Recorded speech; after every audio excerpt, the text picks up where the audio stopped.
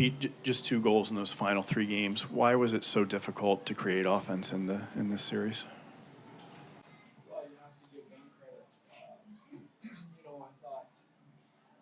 thought they played with an identity. I thought they played the best team game as far as Meyer and 4 line and 6 defensemen. Many of the teams we've seen so far. We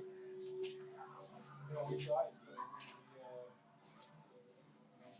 We tried to get inside. We tried to create small offense, and I thought they have to give full marks to them and their coaching staff for getting that team to play as hard as they did and with the identity they did.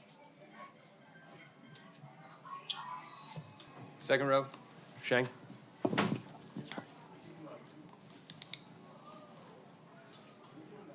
Pete, how close was Pavelski to playing tonight?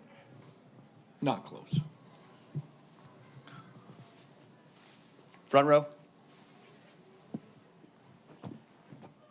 Was the energy on the bench after Dylan's goal? I mean, obviously at that point it's anyone's game. I mean, what's kind of the mood on the bench right at that moment? I was proud of our group tonight. I don't think the score reflected the work that we put in. And I know what the scoreboard said at the end of the night, but I felt that we made them earn it tonight. I thought we showed up and under tough circumstances, and I thought we got efforts from everybody. So that's all you can ask. Left side, Sean. Pete, Logan was just talking in the room about one of the biggest disappointments when you lose something like this is things are going to change next year and things will be different, and you spend 8 months with a bunch of guys. And I'm curious, from your viewpoint, is that one of the biggest disappointments for you, is that when this ends, that nothing will be the same next year? Well, my disappointment is, isn't thinking about next year. Mine is in the group that we had this year and the adversity we faced and the people we had and the work put in and, the number of times they were written for dead and buried and the number of times I kept getting off the mat and the things guys played through and, that's the disappointing part for me. That's stuff that you don't see should get rewarded, and it should be. But it's a harsh league, and it's a hard trophy to win, and so my disappointment's there. Front right. Coach, the last 3 games, how much of it was more of what maybe Binnington was doing to you guys, and how much maybe was it just you guys not being able to beat him? Well, he's a part of their team, but their team, they're a hard team. I think the 2 hardest, heaviest teams are in the final. And that we talk.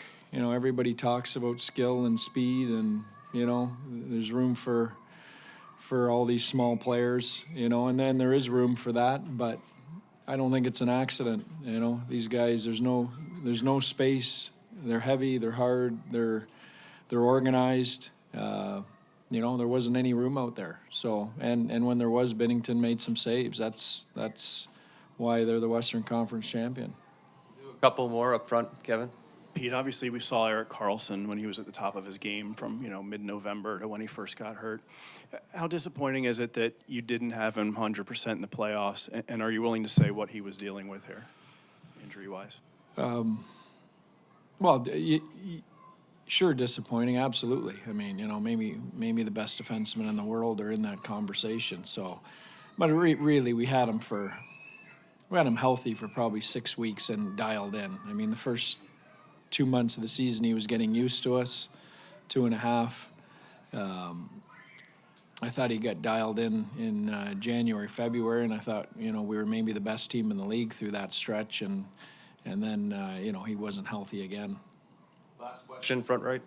Coach, could you speak to the importance of Joe Thornton to the team this year and also in his entire career, actually, with the Sharks? Well, he's a face, he's the heartbeat of the organization. What do you say? You're I think, like all the players in that room, as coaches, we're disappointed for not, helping him get there, because he gives you everything he's got and should be there. So, you know, it's hard not to feel responsibility as one of the people around him, you know, for not helping him, you know, get where he belongs. He belongs playing for a Stanley Cup, and that's the disappointing part.